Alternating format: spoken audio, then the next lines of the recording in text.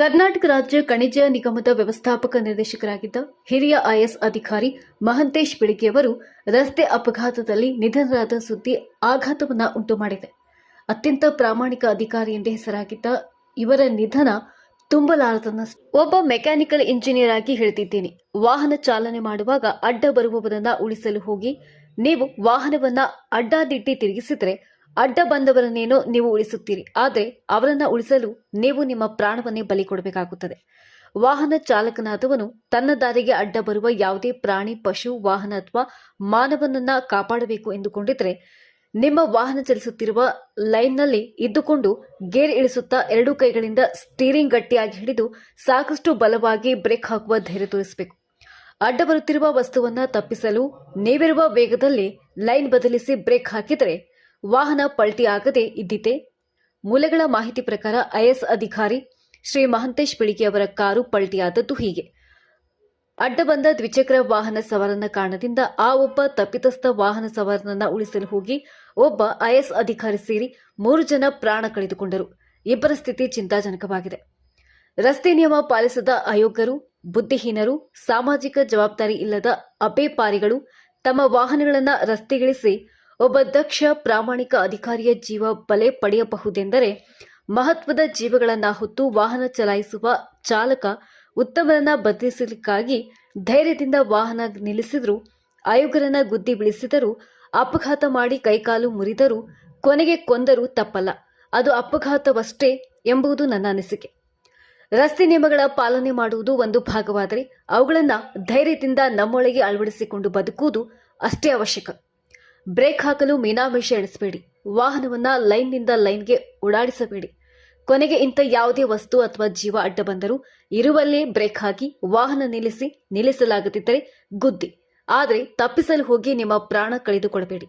ಜನ ನಿಮ್ಮನ್ನ ಸ್ವಾರ್ಥಿ ಎಂದುಕೊಂಡರೂ ಪರವಾಗಿಲ್ಲ. ಮೊದಲು ನೀವು ಬದುಕಿ. ಈ ನಿಯಮವನ್ನ ಜಗತ್ತಿನ ಎಲ್ಲಾ ಮುಂದುವರೆದ ರಾಷ್ಟ್ರಗಳ ಸಾರಿಗೆ ನಿಯಮಗಳಲ್ಲಿ ಹೇಳಿಕೊಡುವುದು. ಭಗವಂತ ಅಗಲಿದ ಮಹಂತೇಶ್ ಅವರ ಆತ್ಮಕ್ಕೆ ಚಿರಶಾಂತಿ ನೀಡಲಿ ಎಂದು ಪ್ರಾರ್ಥಿಸೋಣ.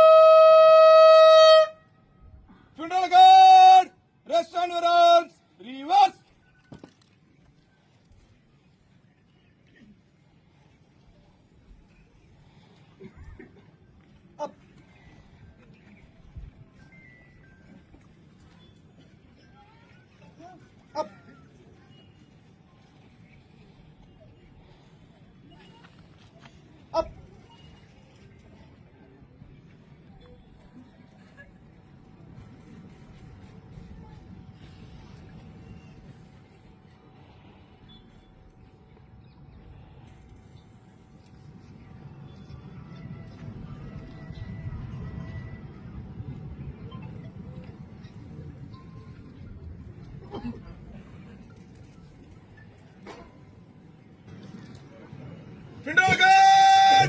Present! Earth! Finalgan!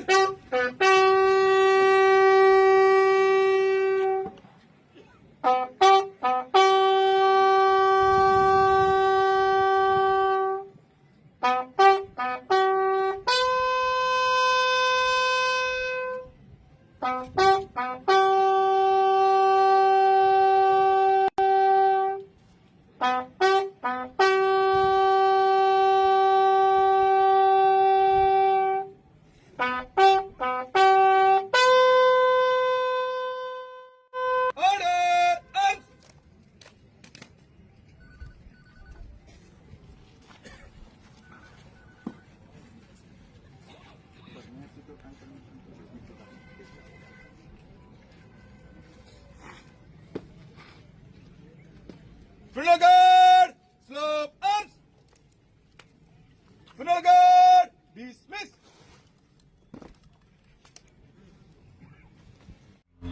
Fire! Reload!